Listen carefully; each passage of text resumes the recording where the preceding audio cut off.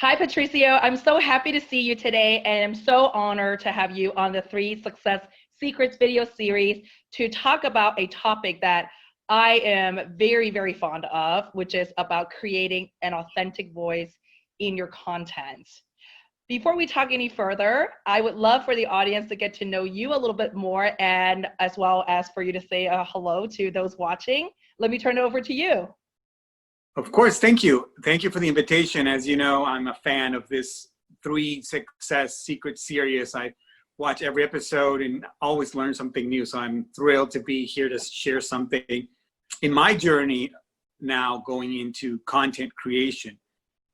I'm Patricio. I have an eclectic background in marketing and sales now, different functions, but what really has been a thread throughout my life has been human behavior.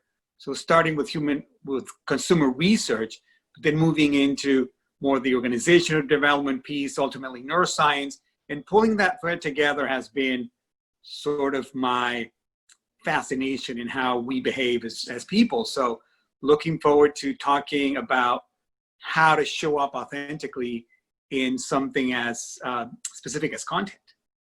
I'm so delighted that we have this chance to catch up on this topic because I know you recently started a new journey as a podcaster, and I'm so excited to not only hear more about your journey from your perspective about that process, but also for the audience to learn some tips and tricks from you to creating that authentic voice. Well, on that note, let's go ahead and get started into your three success secrets on creating authenticity or showing up authentically in your content. Secret number one is start with what you know. And it talks about what's the topic that you're passionate about, but not only passionate about, but they actually have some knowledge. And it was probably a result of your passion that you acquired the knowledge. Yeah, I totally can relate to that. And one way I framed it and have been really anchoring on is what do I like nerding out about? Or what do I want to be known as a nerd for? And really double down on that. Secret number two is find the subjective. And that's where your voice, I think, is going to come in, because we all look at the world as we are, not the world as it is. And so you're going to find a way to make this topic that for sure thousands of people have talked about, you're going to find a way to make it your own by finding the subjective. What is a unique point of view that you bring in? Mm-hmm. And this is something that I've experienced with and from you as a friend many times over, in that we both love talking about food and cooking, yet we both have our own unique lenses to that experience or those sets of experiences because of our own unique background. So I'd love to dig into that a little bit more with you as well in terms of how that shows up in our respective content creation journeys. Let's go to secret number three in the meantime. And secret number three is humble curiosity. We're not going to be able to be experts or masters in everything. And as you find the subjective, I think you're going to start getting even more questions. And that's where humble curiosity comes in. You have to be willing to ask questions, to shut up when you don't know about a topic, and then listen and be humble about it.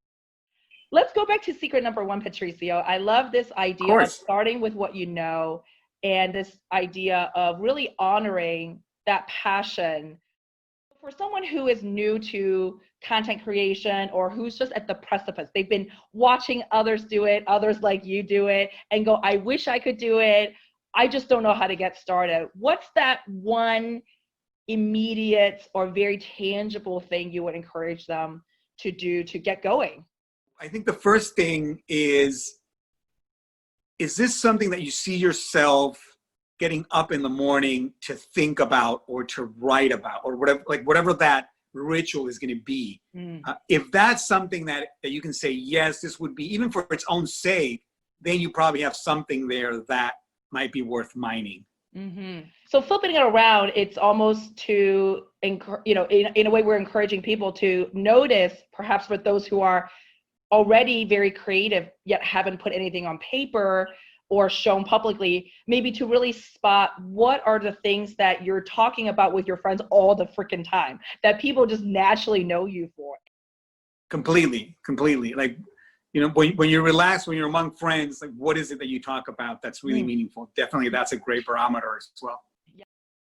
Well, let's go back to this idea of finding subjectivity in secret number 2. I really love your call to action around that, right? To find your angle or your perspective in a sea of many perspectives on common topics that have been talked about for maybe years or even centuries or millennia.